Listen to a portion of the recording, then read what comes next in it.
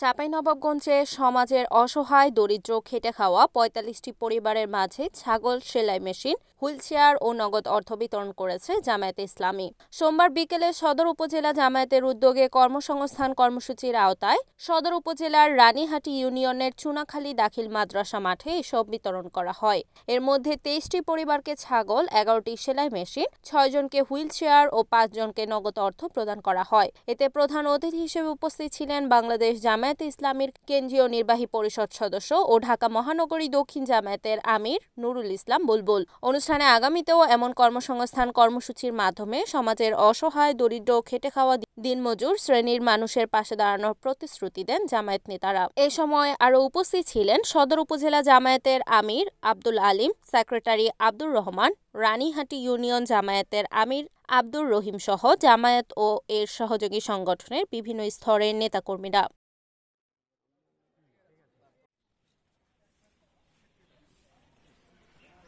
বাংলাদেশ জামায়াত ইসলামী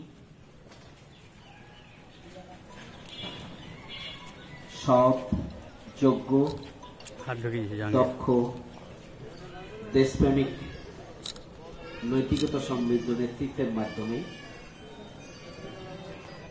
একটি বসবাসযোগ্য বাংলাদেশ প্রতিষ্ঠা করতে চায়। বাংলাদেশ জামায়াত ইসলামীর পক্ষ থেকে প্রতিষ্ঠা লগ্ন থেকেই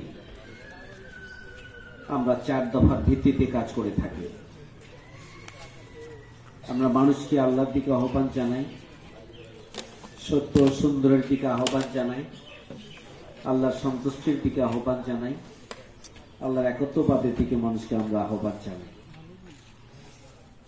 যারা এই আহ্বানে সাড়া দেয় তাদেরকে আমরা সংগঠিত করি এবং তাদেরকে সৎ, যোগ্য, দক্ষ, দেশপ্রেমিক নাগরিক হিসেবে গড়ে তোলার জন্য আমরা প্রশিক্ষণ দিই।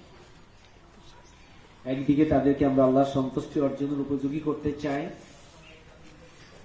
অন্যদিকে দেশ গঠনের জন্য তারা যেন নিজেদেরকে যোগ্য করে গড়ে তুলতে পারে। রিপোর্ট মোহাম্মদ সিফাত রানা, NAN TV, চাঁপাইনবাবগঞ্জ।